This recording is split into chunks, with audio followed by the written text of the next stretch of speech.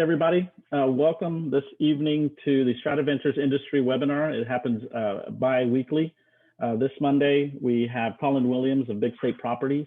He's actually one of our SBI members and also has a vast experience in real estate investing, many platforms.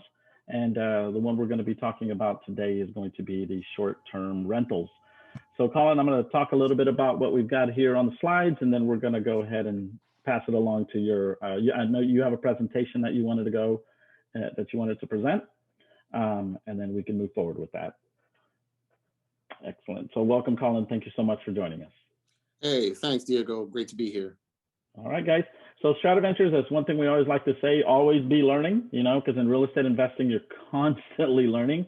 Because if you're not, then you're not in the business, as I like to say it, because it's ever changing. We're doing right now our welcome, and then we'll have our guest intro, and then he'll go into his presentation shortly after that, and then we'll move that into the attendee Q&A, because we love to have questions on these types of platforms. If you're new to Zoom, some of the specific buttons that are okay for you guys to use, obviously, is going to be the Q&A for the questions. Please put all of your questions in the Q&A. And then if you wanted to chat directly to Enid, she's our moderator. And we also have, I believe, Oriana on there for all of your questions. Put it into the chat. And again, like I always say, if this becomes boring, hit the end button and we can leave the webinar. But again, everybody, welcome to the SBI Zoom. And Colin, it's never boring with you, man. It's always great information. If you want to get to know us a little bit better, go ahead and visit us at www.investorrealestatetraining.com.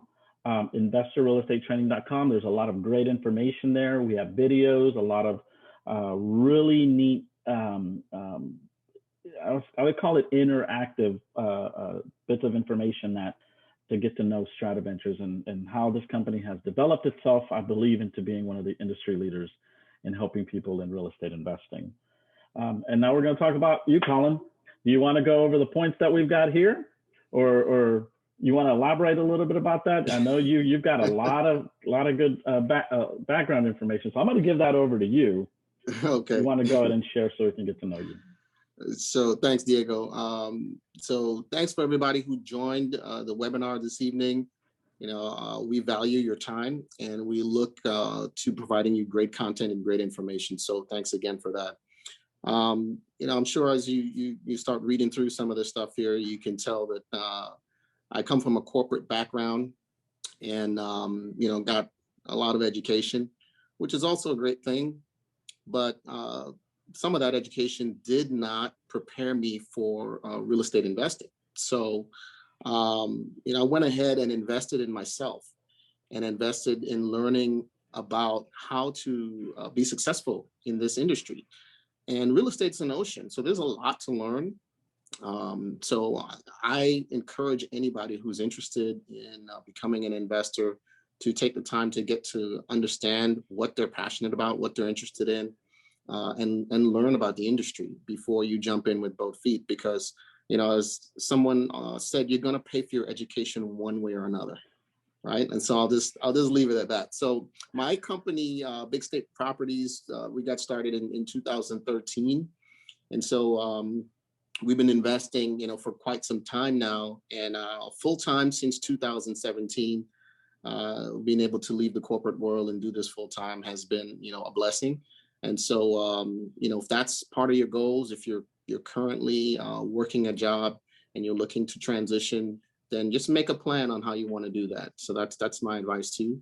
If you're already independent and you're looking to grow your business and your portfolio, then you know you couldn't start at a better place than StratiVentures. So with that, that's just a little bit about me and my business. In terms of what I've done, you know, Diego mentioned it earlier, where I touched on a couple of different things, including long-term rentals, short-term rentals, multifamily properties, and now into short-term rentals. I've also done some wholesaling as well. So quite a few things in terms of real estate investing. So tonight, we're just going to talk about a few things in terms of short-term rentals. You know, I'll give you a little backstory about it. We'll get into the industry maturity. talk a little bit about business models, platforms, automation, how do you get started, and share some of my real world results with you. So hopefully that will inspire you if you want to get into this industry. And of course, you can always reach out to me. My information will be in the chat. So with that, I'm going to get ahead and start sharing. Yeah, give me a second. Let me get this off here, and go ahead, Colin, if you want to share. Also wanted to share this with everybody while you're sharing. Take a look at what a tiny pipe burst looks like, everybody. Can you see that, Colin? Yeah, I can see that. This little bitty line is about an inch long, thousands of dollars of damage right there, ladies and gentlemen. I can't imagine. Yep. So Diego, if you could stop sharing, then I can go ahead and start. There you go. Thank you, sir.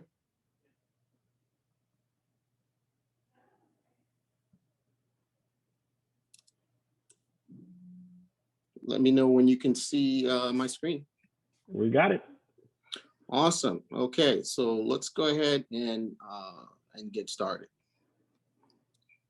So I already, told you a little bit about me in terms of my investing journey.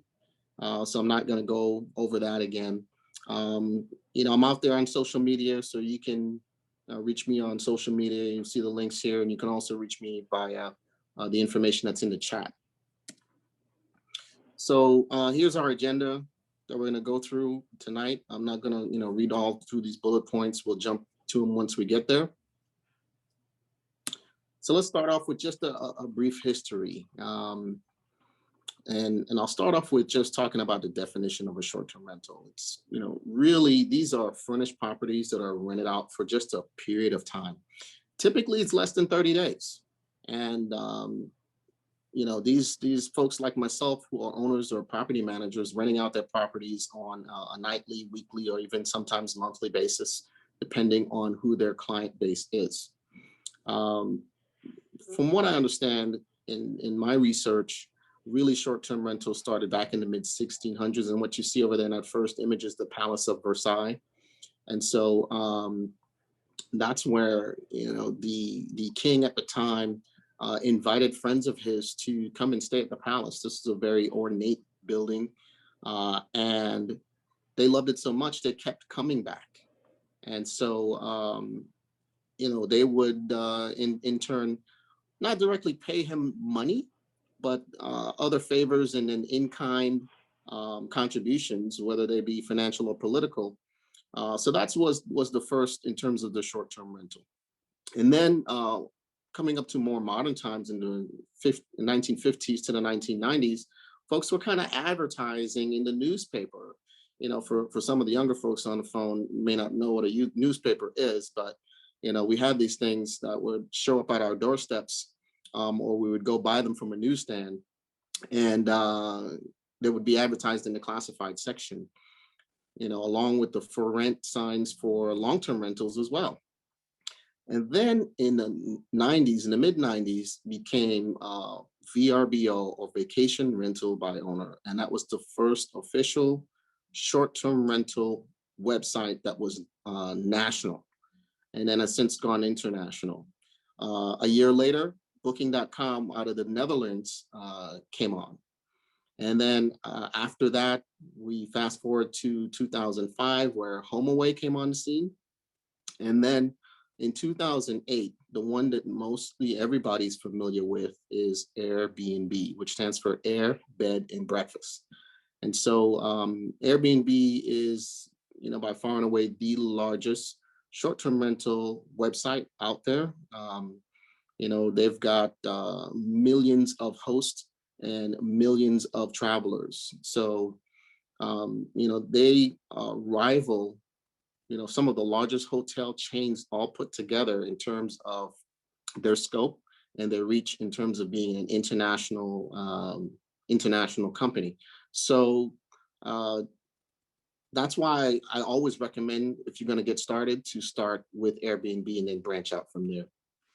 So that's a little bit in a brief history of short-term rentals. So, the industry has matured over the years. When first it got started, it was just about having an extra space at home. This is how the founders of Airbnb got started. They were renting out extra space as part of a convention that was in town at the time. They bought some air mattresses that, hence that's where the air came from in terms of Airbnb. And they hosted convention goers at their apartment complex. And so they were just trying to pay the rent. And so they found out came up with a unique way in order to be able to do that. So that was just an extra space. And then so their idea blossomed from there. And that's how people typically got started, by renting out extra space they had it in their home or their apartment. Then that progressed to full homes, and then urban listings, which are apartment complexes. People are leasing space in an apartment complex and then turning that into an Airbnb. And that model is called rental arbitrage. We'll talk about that a little bit later on. And then when you get to listings at scale, this is where you have operators which were, racking up many listings, not just one or two. We're talking about, 40, 50, 100, 200 listings. And then we're now in the time of the professional host, where people are doing this full time. This is what they do in order to make a living. And so, you've got people who are doing all three business models I'm getting ready to discuss, and they're doing it very well. So this is just a little bit in terms of where the industry has gone. What types of properties? Eh, Pretty much anything in terms of a structure that can have one or more persons that can be rented. You can see some types here. I have two houses, which I'm currently doing. I'm looking to get into the rental arbitrage, which is with the apartment complex. But say if you have an RV that you're not using for a certain period of the year and you want to rent that out, or you got a tree house in your backyard, something like that. This will be a luxury tree house, by the way, not a tree house for the little kiddos. You can even set up a tent. I've seen tents on Airbnb. Obviously, these are not your standard tents, but people will rent out things for unique experiences as well. So if you can think outside the box and present a unique experience to these clients, then it'd be something worth looking into. So let's talk about the business models. And there are three of them. So the first is you can own the asset, right? That's owning the house, the condo, the RV. So whatever that asset is, you own it. The second, which I talked about earlier, which is leasing the asset, which is in the case of, say, an apartment complex or your condo or even a house, you can lease, and then you turn that into a short-term rental, and that's called rental arbitrage. And then finally, the last one and the lowest barrier to entry is really managing the asset. So you set up your management company and you reach out to individuals who may want a hands-off experience, or they have so many units that they need help. And so, here you come, providing that skill and ability for them to offload the management of those units to you. And for that, you get a fee, typically in the range anywhere from 20 to 25% for managing the asset on their behalf. So let's talk about, some of the pros and cons. And I'll start with the last one here, managing the asset. Obviously, it's the lowest barrier to entry, but then you have no control over the asset. And really, your ability to generate revenue is all on your ability to price properly, to manage the cleaning and the communication with the guest, and to ensure that the guest experience is the same for each and every guest that come there, and also to manage any issues that may arise, and so to resolve those. The biggest investment here is your time and obviously your talent, your ability to be a good manager in this case, within the hospitality industry. And it comes to leasing, you have a lower initial expense than, say, buying a house, and you can actually scale very quickly with this model. Um, you do have some limited control over the guest experience depending on where you're leasing. So say, for example, if you're leasing in an apartment complex, they have their own protocols for how you enter that building, where you park, uh, you know, all of these rules associated with being a tenant in the building, then those rules extend to your guest. So you have to communicate that information to them, how they're supposed to enter the building. If it's controlled access, then how do they get access to the building? Do you leave a key outside, or electronic fob for them to get access? How do they enter, and where do they park their car? So all of these are logistical things that you need to think about if you're looking to do this model. And I would tell you that when you go into this, look at it from the guest perspective, not just from the host. Oh man, this is a great building, a great location. But would a guest have an awesome experience if they were to come there? Do they have ease of entry into the unit? Do they have the right directions on where to park, and elevators, if there are elevators, and all of the things that you would need to tell them if you were a tenant in the building, how to make sure that they have the best experience. So that's something that you need to ensure when you're going in and you're looking at properties for this model. And then finally, the last one is owning the asset, right? So you got full control here. You own it, so you're providing the experience. Of course, this has a higher initial expense, but if that's something that's in your wheelhouse and you want to own the asset, because there are some tax benefits associated to that, then you can go that route as well. The thing here is you can definitely curate the guest experience 100% from start to finish. All the finishings, everything like that, you can decide what that's supposed to be. In comparison to, say, the rental arbitrage model, some places may not even allow you to put certain things on the wall, or they don't want you making holes, in the walls for you to hang things. So you may have to use command strips or whatever to put certain things up on the wall. You may not be able to mount a TV on the wall and have the cords hidden in an apartment complex. But if you own the asset, then you can do that. So there are certain things that are pros and cons there. Obviously, you get equity capture, depreciation, all those tax benefits. The con here is a longer payback period. So just something to think about. And if you already have an asset that you can deploy, then do it. Does it make good financial sense to put this into the short-term rental market, depending on the asset, depending on where it is, and how much income it can generate for you. So there are lots of platforms that are out there at this point in terms of the short-term rental space. I'm not going to go through all of this. You can just take a look and see how many are there.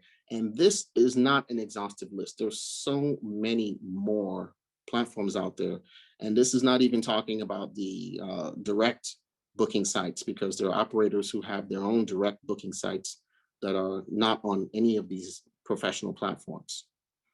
What these platforms provide you is a way for them to market, for way to you to market your properties using their technology, as well as payment processing. So yes, you can set up your own website, but then you've got to get payment processing down. You've got to get your lease terms and all of these other things to make sure, and you got to properly screen your guest, your potential guest. So if you have the ability to do that and create your own website, I encourage you to do it. But I also encourage you to definitely get on these platforms, because there are a lot of people who are on the major platforms, and you can start earning and generating revenue right away.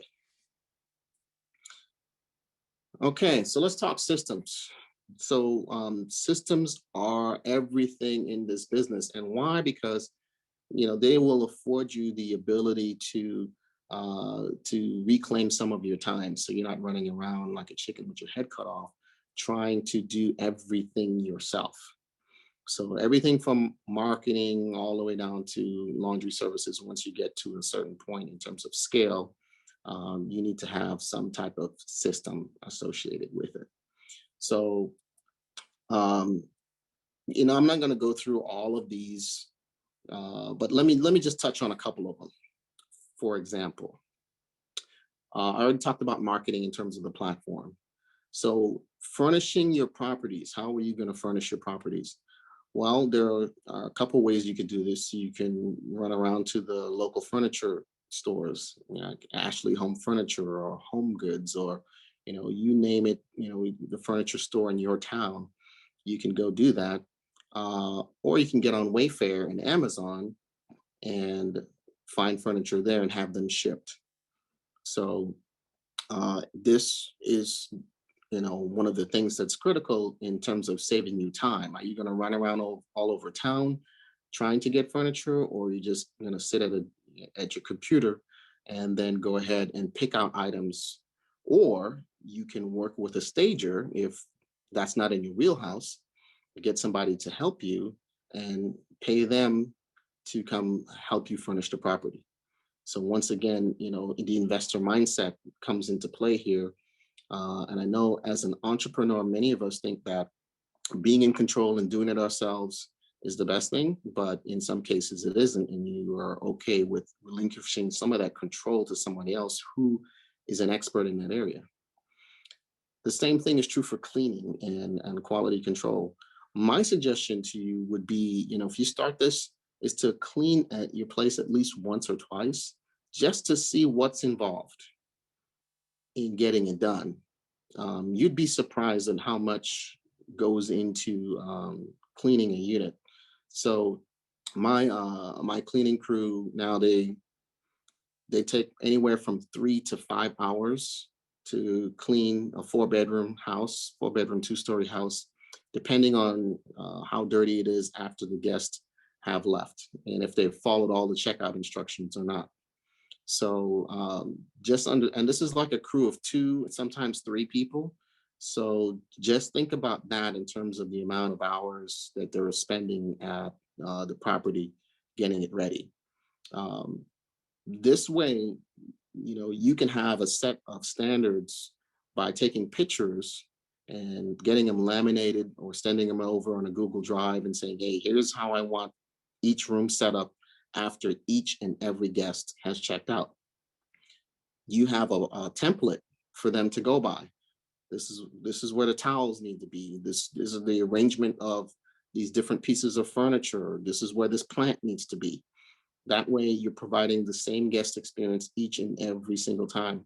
Plus, it's an easy way to know if stuff is broken or missing. So if stuff is supposed to be in a certain place, in a certain arrangement, for example, I have my glasses, cups and plates set up in a way that if I open it up, I can instantly tell if something's broken or missing. And I told my cleaners this and they were like, oh, I don't understand. And I said, yes, set it up this way every single time. This way you don't have to count. You just have to open and you can visually see if everything is there or not. And you can instantly tell when it's off. One of the biggest things also is pricing. And a lot of people ask me about pricing and how does that work. I use a pricing engine called Wheelhouse, and this gets connected to my Airbnb account and then pushes out the pricing automatically. It adjusts for demand. It also adjusts for special events that are occurring in town. So I just have to go into that software, set up what my base rate is, and then some rules. And from there, I can let it run. I've recently taken that control back, and now I'm doing some of the pricing myself just to see, hey, can I do something maybe a little bit better than they were in terms of my average daily rate and my revenue per month. So always be testing as well in terms of when you set stuff up. It's not just set it and forget it. You set stuff up, you let it run, test and retest until you optimize your system to the way you want it.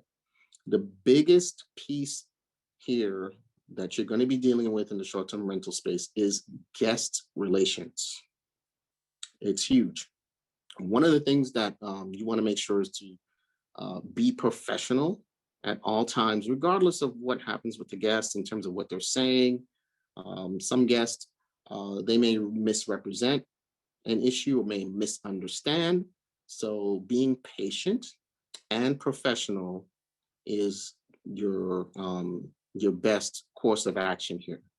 And think about it this way: if you've had a negative experience when it comes to being a guest somewhere, whether it's at a restaurant or a hotel or at a resort or whatever the case may be, just think about how that interaction could have been better.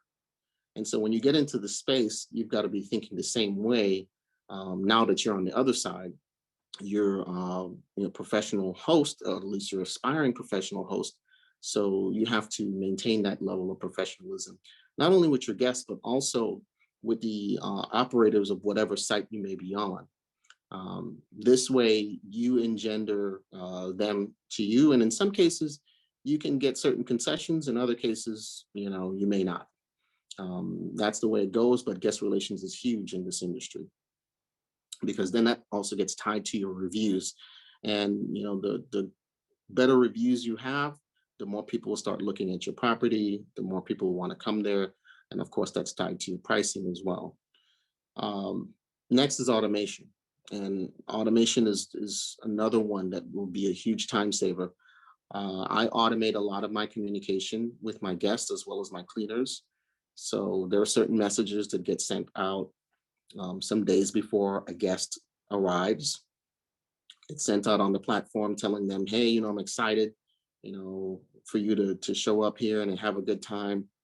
And they don't know that I'm not actually sending that message at the time, but the software that I use is. So I've created some templates and it gets sent out and they're happy to hear from me.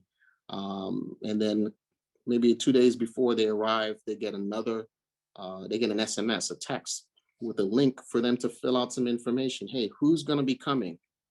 Are you going to be arriving early? You want early check-in? There's a fee for that. Are you bringing any pets? If you are, then there's a fee for that. So there's ways to generate additional revenue outside of just staying at the property. That's more of an advanced strategy when you get into this, but definitely encourage you to start looking at that if it's something that you are thinking about. There are quite a few advanced strategies in order to increase your revenue in this business. Security is another major important one. You want people to feel safe, but also this protects your property as well.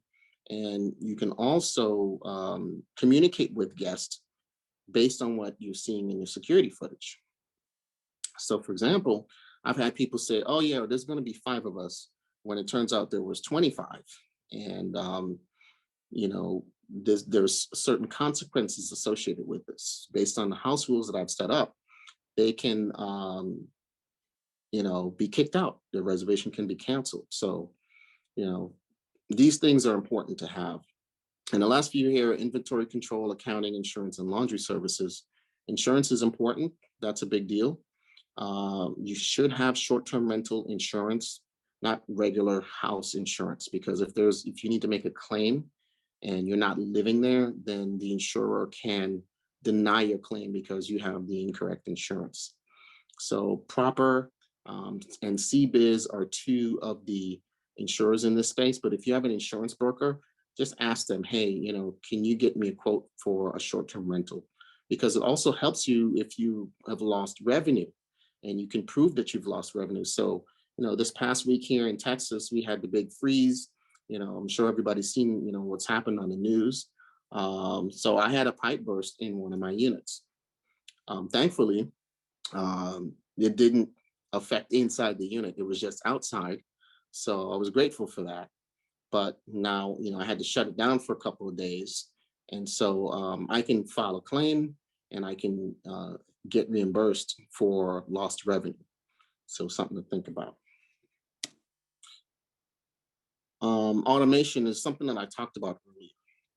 And I talked about, the communication piece. So I use what's called a channel manager. So I know some of the terms that you may be hearing are maybe confusing if you're not in this space, but the platform is Airbnb or VRBO or Booking.com. Those are the primary platforms where your listings are going to be housed, and they're going to be marketing you and they're going to be handling the payments.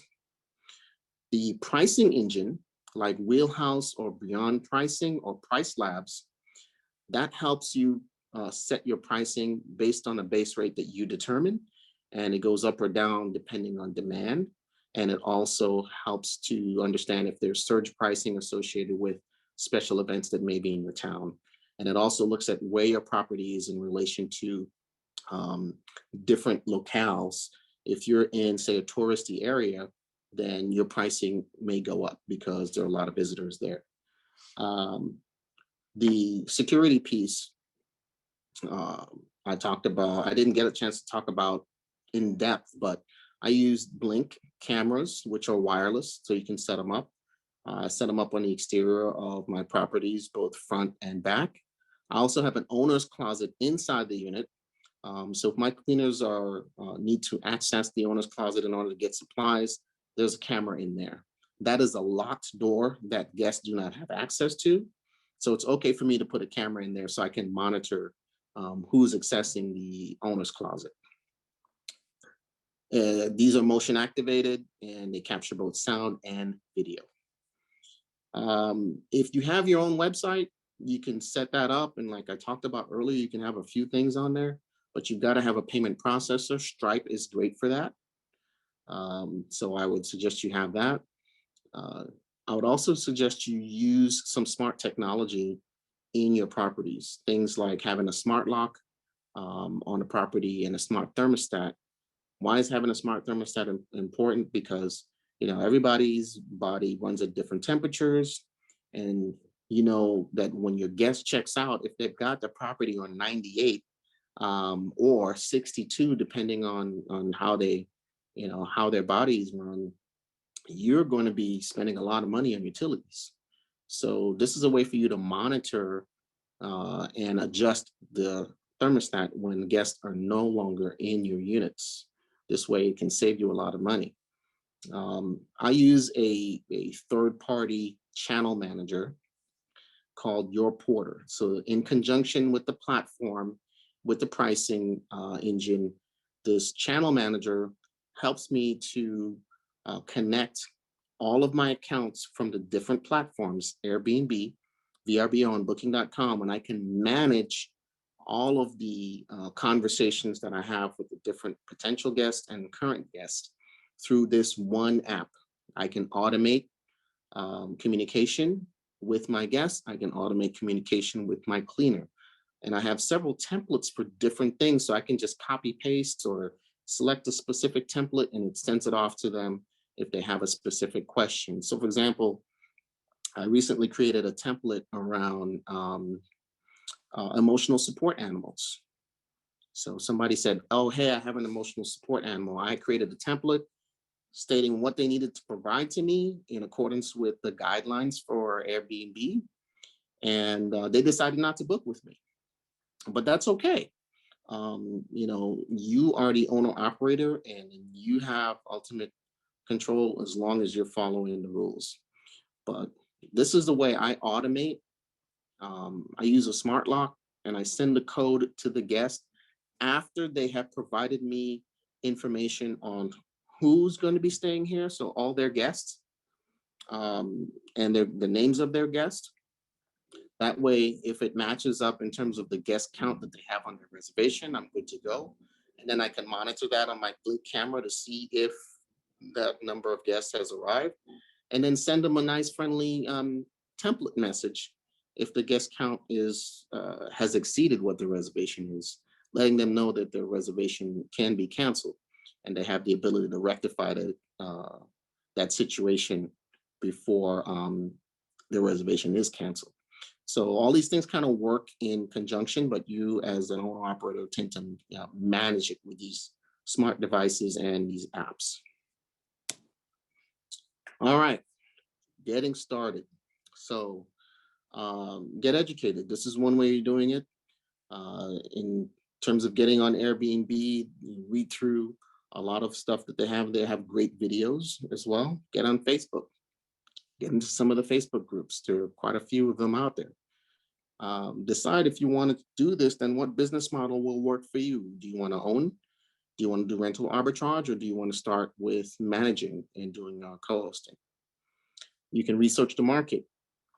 Airdna.co, you create a free account. This will help you with determining what's going on in your area. The free account is great, but if you're looking in a specific zip code, you'll have to pay for that data. They have a monthly subscription, but you can pay for it once, download it, or take snapshots and get the information that you need, and go from there in terms of determining your prices. Now, once again, prices change, so this is just a snapshot in time, and you will have to adjust accordingly. Now, if you hook up with a pricing engine, then they will help you in terms of determining what a good price would be based on your size of your property, the amenities that you offer, etc. Locate a property. Whether you're going to use a realtor to help you, find a house or an apartment complex, or look for rent signs for houses and condos, and then approach those owners directly. Launch on a single platform. Airbnb, to me, is the easiest platform to learn. And then once you felt that you've mastered that, then you can go on and get onto multiple platforms, in addition to getting a channel manager so you can manage communications for all the different platforms on just one app.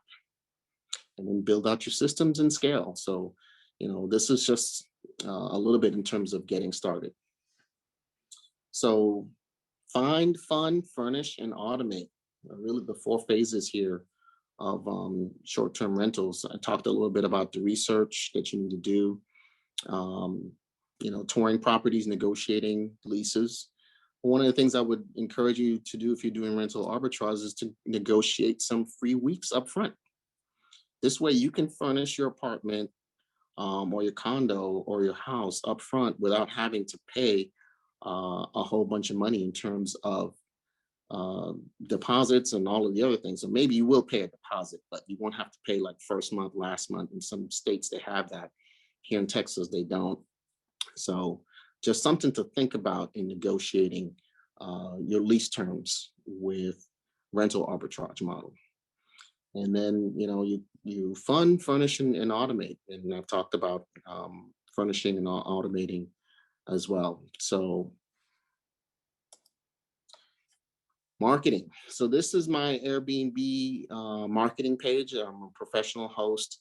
So, a little bit about me is on the page, and you see some reviews here. Pictures are the biggest thing. And remember, people are typically on their mobile devices. Make sure you have some high quality photos. If you don't have a digital camera, hire a photographer to come in, a real estate photographer to come in to take pictures of your place. It's as a matter of fact, I have a booking that's on Wednesday for the property that's on the left side in the picture on the left. It's a photographer that's coming in. He's training other photographers, and he chose my house to come train these other photographers. So that's how to tell you that pictures are good. And he's going to give me the pictures for free so I can update my photos in my listing after he stays. And then you can see some reviews here on the right-hand side. So reviews are also a big deal. So make sure you're providing great guest experience. We talked about that with guest relations. And so you can get these great reviews as well. So last year, I launched in the end of January. So my first booking was at the end of January going into February, like Super Bowl weekend. And that was when I launched the first property, right? And that's when I had my first day. So launched in mid-January and then had the first day towards the end of January. And as you can see on the bottom left there, in terms of the revenues that were generated. And remember, last year was COVID. So, that definitely had an impact. And in the April timeframe, that's where things just kind of fell off a cliff. I lost about $4,800 in bookings in an instant because when we shut down, nobody could travel. So, everybody was canceling, and Airbnb allowed everybody to get 100% of their refunds, even if they were within the 2-week window. So, I lost out on quite a bit, but it started coming back. Around about May timeframe started coming back. And then I launched the second property in June. And then you can see, things just went up from there. Now, this is what you can do in terms of generating revenue from 2 properties. Just imagine what can happen if you have 5 or 10 or 50. The numbers can get kind of insane. But remember, these are for houses, which tend to be a little bit more than, say, an apartment. So just bear that in mind. But I want to just, be open and honest and just share my results with you so you can see that this can be done and you can do well. All right, so just a couple photos. So these photos here are for the property that I'm sitting in right now. I'm actually sitting in that white chair that you see in this photo. So I'm expecting guests later this week. And so, wanted to share this with you from one of my properties so you can see, yes, I'm actually doing this. This is the other property that I mentioned that the photographer is coming. So they're coming to photograph this property later this week. And there's a bonus, right? So I've got a kit that's out here.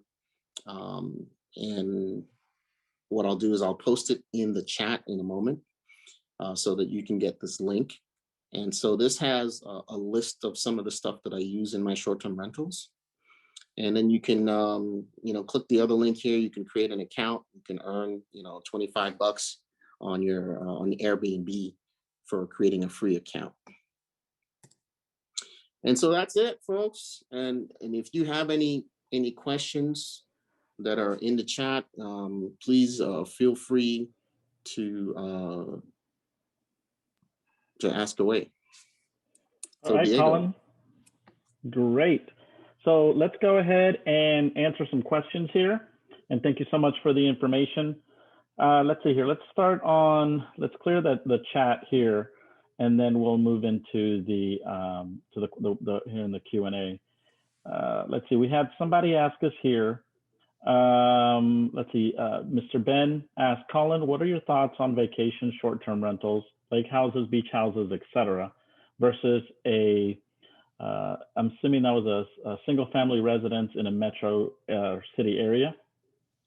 Well, my thoughts are this, right? Depending on the area that you're looking at, in terms of seasonality, if you're in a lake or beach area, obviously there's some seasonality associated with it. So you're going to have some peak travel times, some peak occupancy, but does that fall off a cliff and then you're going to have no visitors in that area, for a couple months? So those are the types of things you've got to think about before, getting into this space. If you're okay with having your lake house or your beach house occupied for just a few months of the year, and then you and your family enjoy it for the others, then that's fine. But if you're running this as a full-time professional occupation, you're expecting to generate revenue every month, your location has got to be something you think about. Now, when you go on, you create an account in, say, airdna.co, and then you put in the zip code, it can tell you what the seasonality is. And you can see, hey, will I be able to generate any revenue in the down months? And typically they call it the shoulder season.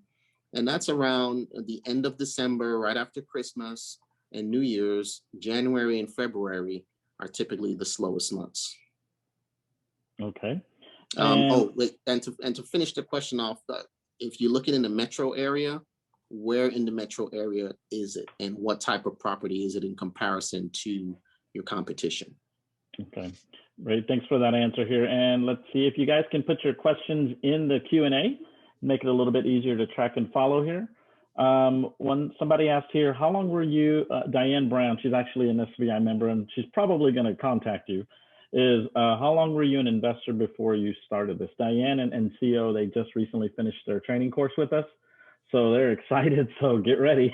Awesome. Well, yes. Great, Diane. Welcome to SVI. So I started investing in 2010. And so I started the short-term rentals in last year in 2020. So, about 10 years before I started. If I really I wanted to do this differently, like in 2016, I was looking at student housing back then, and I really wasn't as familiar with short-term rentals. I was ready to jump into it, but really didn't have a basis in terms of my knowledge as I do today. But man, if I had started back then, whoo. Yep. Anyway, I'll leave it at that. So So yeah, reach out to me, Diane, if you have any additional questions. yep, you can reach them, and you can find them in the Podio Member Center, Diane. And we have here, let's see, Rashaka asked, do you live in any of your properties that you rent, or are they whole house rentals? The whole house rentals, I'm not comfortable with that because I have a family. And so that just wouldn't work for me. But if you're single and if you're comfortable with, having guests come in while you're living there, and there are lots of people on Airbnb that do that. They rent out a room or a couple rooms, or if they have a detached building that has all those facilities like shower, toilet, all of that good stuff, and bedroom and efficiency, or even a full kitchen, then sure, go ahead and do it. It's just understanding that there's a certain security and safety factor when you're renting out to people who are coming into the space that you're living. One of the things that you can do if you're doing that is to clear out certain cabinets. And Airbnb has these little stickers that you can put, these little Airbnb stickers, or even, guest stickers. You can buy them, say on Amazon, and then just stick them on the cabinet so they'll know where they can go versus where they can't go. And you put that in your house rules and say, hey, these are the areas that are for you, and these are the areas that are not. Excellent. We're moving over now to the Q&A section. We've closed the chat box. How can I locate an out-of-state service to do the turns between short-term rentals? How do you manage them remotely? So great. That's a great question. So there are a couple of ways to do this, right? One, you can post on Facebook what you're looking for, right? If you're looking for cleaners, but remember, you have to tell them everything that they need to do. You need to provide pictures of how the place needs to be set up. They need to do inventory check after each and every guest, which means, are they, plates or cups broken? Are they missing forks and knives, or have towels or pillows walked away in the middle of the night? So they need to know this. So you have to have an operations handbook for individuals so they can do this. Or you can find somebody to manage the property for you that's a co-host. So if one of the business models that I talked about earlier is, the lowest barrier to entry into the space is to manage for someone else. So if you can locate somebody who's managing in the space, then you can have them as a co-host, so long as you're okay with giving up some control and some of your revenue for peace of mind, knowing that somebody's on the ground doing that stuff for you. They'll coordinate with cleaners. They'll do the quality control checks and all of the stuff that you need. Just make sure, once again, you have an operations handbook there as a guide for what that person needs to do and the communication they need to provide you. There are also third-party services that will manage your property for you. Okay. We have here, let's see, Ms. Christensen, what are you using Stripe for, and what kind of payments are you processing through that? Okay, so I hooked up Stripe to my Booking.com account. So that's how my payments get processed through Booking. But also my own website, which will be launching soon here, will be using Stripe as a payment processor. So it's for taking credit cards online. I'm not meeting people in the parking lot. We're not trading bags of cash for keys. We're not doing that. So okay. everything is online. Excellent. How difficult is it to find a lease that will allow you to do short-term rentals? That's another great question. You've got to just ask, right? So, and here's the thing. You don't tell them you're doing Airbnb. You don't tell them you're doing short-term rentals. Just tell them, hey, I'm doing corporate rental. This way, most places in terms of apartments will have a corporate lease contract, which is different than the residential lease contract, because in a residential lease contract, it states who's occupying the property.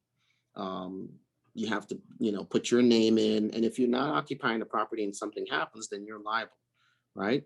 And or you get fined because you're breaking the terms of the lease. They can take you to court. If you have a corporate lease and you're using this in your LLC, then you can put in anybody that you want in there, because an LLC is not a person, right? Mm-hmm. An LLC is an entity. So that's why you're going to be asking for the corporate lease. Okay. If you're working with a landlord, then you're going in as your LLC as well, and you're setting the terms in terms of that negotiation. Okay. So Tom Cadell here in Houston asked, was the $60K revenue or profit after expenses, including the principal, interest, taxes, and insurance? If you did that was gross revenue, Tom. Okay, gross revenue. Gross All revenue. right. All right. One moment here. Okay. Do you prefer having a rental home or an Airbnb? Well, I prefer having a short-term rental.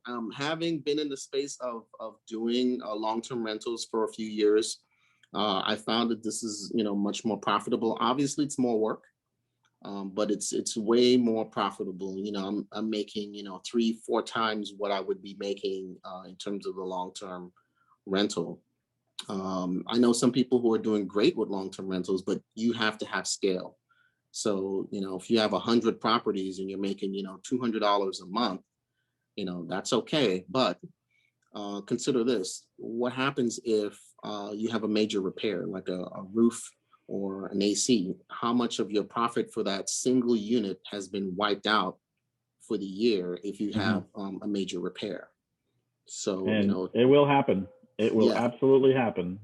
So it's just something to think about, if you're trying to do this business and you're trying to make sure that you have enough income, not just to support the properties, but to live off of, that it can be done, but you just need fewer properties than you would if you're doing long-term rentals. Absolutely. And just one thing to consider, everybody, is, what we just went through here in Houston. If you're having to stake a claim or file a claim through the insurance, some of the policies may be 1% of the value of the property. So if it's a $200,000 home, that's $2,000. And if your cash flow is $250 a month times 12, that was a major hit in the numbers for that year. Right. Cassandra McGrath here asked, you mentioned Wayfair and Amazon for furnishings. Any other suggestions for wholesale furnishing outlets? Absolutely. There are some wholesale furnishing outlets locally, and here in Houston, I know there's a few. Now it's about establishing relationships with them. They're going to want to know, hey, how much are you going to be buying? Are you going to be buying every month, or is this a one-off, right? One of the things that I suggested early on is to use a stager to help you. So when I did my first property, I used an SVI stager and to help me. I brought her in, and she was great, and she has relationships with a lot of these wholesale furniture dealers. So we were able to get furniture at a discount as a result of that. So you can create a relationship with somebody, tell them what you're trying to do. And if you're trying to do this and not just have a one-off, but grow your business, then let them know, hey, you're going to be doing this, one property every 3 months, or one property every 6 months, or one property a month. If you're trying to go really fast, it's up to you. And then you can leverage their relationships in order to get those discounts. Now, you can go do that yourself. It's just up to you. How much time do you have in the day to go create those relationships yourself? Perfect. We have a question here. Tao Hagen here she's from the Lake Jackson areas. What is the difference between Airbnb and VRBO? So Airbnb, VRBO, Booking.com, these are the platforms that they market your property for you, but they're all short-term rental platforms. And there's really no difference in terms of the marketing, but Airbnb is by far the largest and most well-known. VRBO came well before. They started, I think, in '95, and Airbnb started in 2008. But in terms of the amount of listings that are on Airbnb's site, I think it's like 3 or 4 times the amount of properties that are on Airbnb that are on VRBO. And in terms of the customers, VRBO tends to attract customers who book, well in advance. They usually have a little bit more income, whereas Airbnb tends to attract people who are looking for short-term rentals within a week or two, or maybe even next day. So I've had, people contacted me who want to come in the property the day of. Hey, is this available? Like last week during the freeze, it's like 8 people contacting me. Is this available? Is this available? Because they were without power, without water, so they need a place. Unfortunately, both my places were booked, so I couldn't accommodate them at the time. And then once I found out about the leak, I had to block those days off so that we could take care of that. So those are the major differences between those 2 platforms, but they're all marketing channels for your short-term rentals. Okay, we have another question here. Sujan asked, what is an estimate of working capital you need to run one rental property? Estimate of working capital. So that's a great question. So it depends on what type of property you're trying to get into. So say, for example, if you're looking at an apartment, right? That's a 2-bedroom, 1.5 bath or something like that, then you're looking at anywhere between $4,000 to $6,000 in terms of furnishing and getting that started up. If you're looking at a condo, it might be on the order of 10 grand. If you're looking at a 3-bedroom house, it might be 12. 4-bedroom house, 15 to 30, depending on how crazy you want to get with it, right? So just understand, the larger the property, the more cash or outlay that you're going to need up front. You do have options, though. You can also lease furniture if that's something that you're okay with, just as long as your revenue is going to support that. Making those monthly payments on your furniture that you leased, as well as whatever you've purchased, and making the mortgage payment. All right. And Mark Gonzalez out of San Antonio asked, is there a specific cleaning service you use, or are they licensed and bonded, or do you just use individuals to do the cleaning? Okay, that's a great question, Mark. And it's Mark, right? Yes. Okay. Yeah. So I found these great individuals from a card that I found at a property that I was prospecting one day. I happened to call them up, brought them over, interviewed them, and these ladies have been working with me ever since. They are awesome. As I said earlier, you can reach out to people who are on Facebook, in the Facebook marketplace. Let people know what you're looking for. You're looking for cleaners. If you're in a neighborhood, then you can get onto Nextdoor and ask people who they're using for cleaners, if they have any recommendations, or you can search for cleaners in Nextdoor if you're familiar with that app. You can also get onto an app called Tackle and see, if you can get people there. Then there's another app called Turnover B&B. This app is specifically geared towards this industry. Create a free account. You put your pictures up there, and you put your template in terms of, hey, what do you want done? So, for example, say I have a picture of a bedroom. The bed is made. There are 4 towels on the bed, 2 bath towels, 2 washcloths in a specific arrangement. And then, you put a little message, hey, this is how I want the bed made. This is how I want the towels placed, etc. And then you do that for every single room. And so that becomes your guide And then whenever you want somebody to bid, you just press a button and say, okay, these are the dates I want to have cleaned. You get it connected to your account, your short-term rental channel manager account, and then every time a cleaning comes up, it sends you a reminder. Hey, you've got a cleaning coming up. If you have worked with somebody on Turnover B&B and they're working well for you, you can set them up as your primary cleaner. So every time a cleaning comes up, they get notified automatically. And if they're available, then they'll accept the job. If not, then you can have a backup.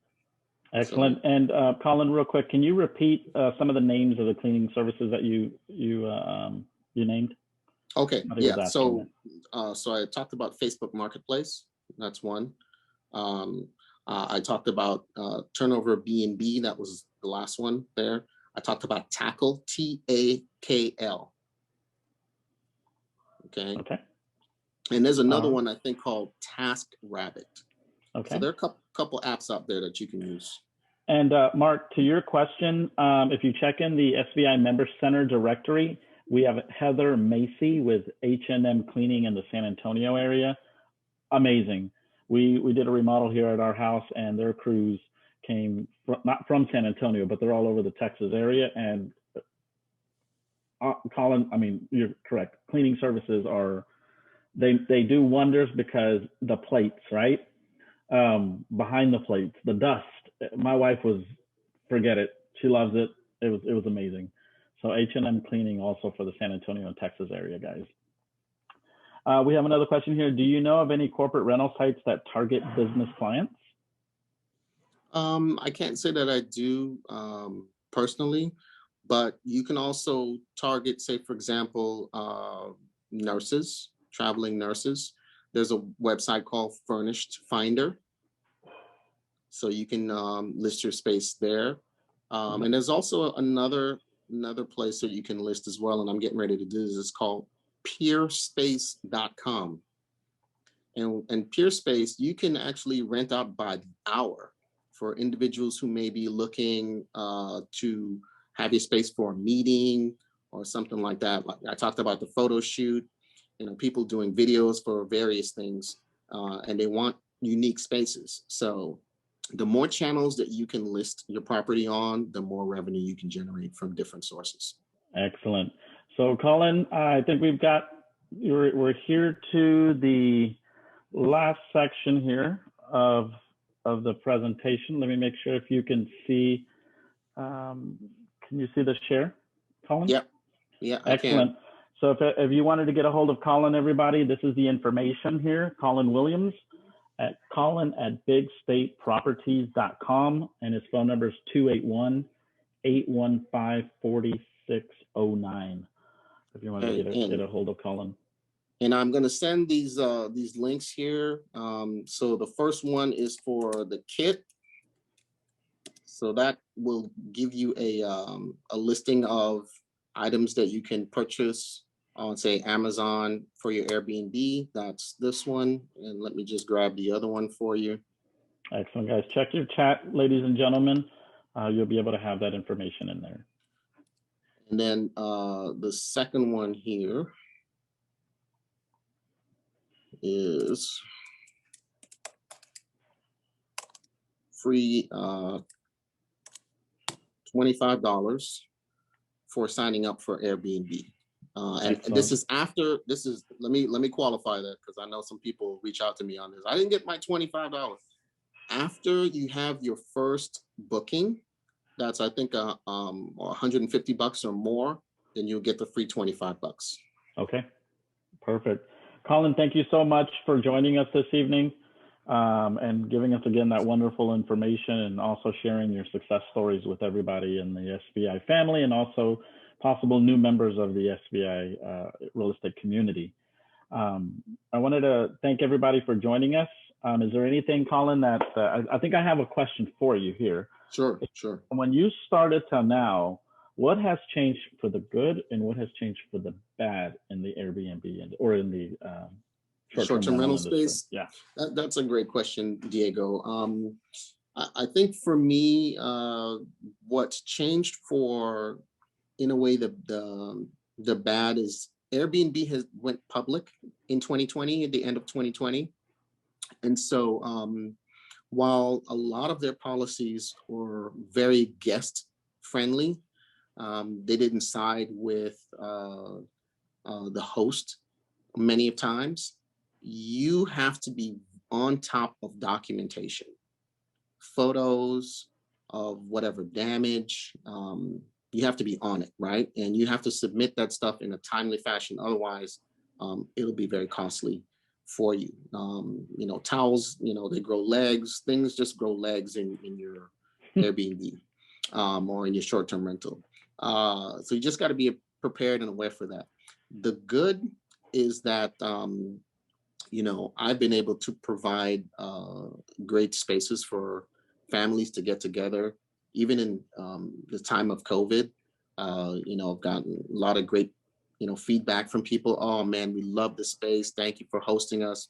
You know, that's been, you know, very good, and I enjoy that. And so when you go into this, it's not thinking about it from the money perspective, but why are you getting into the space? Yes.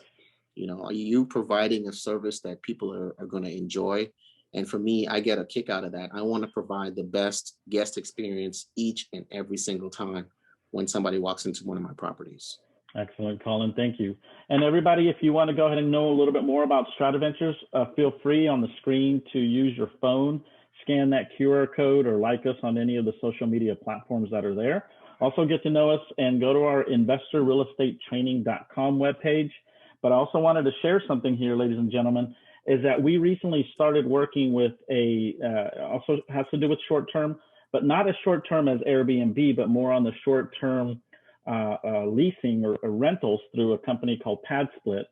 And we're going to be holding some informative webinars and workshops coming up here to be determined. But if you'd like to get information on attending to the webinar session, feel free to message Enid.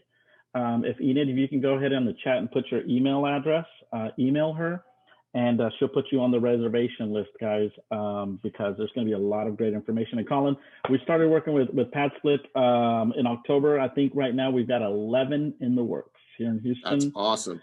PadSplit just, I believe, opened up market with 13 of their own. And this week we should be pushing with a fund directly to go into San Antonio with them for new construction. So we're hoping, I mean, this is something really good, guys, that's happening. But to get to know more about us, specifically if you want to work with Colin, you know, Colin's information has been provided, and also make sure you email Enid to get on that reservation list for the co-housing. Colin, I'm sure I'll be seeing you around the office as we start getting back into the office.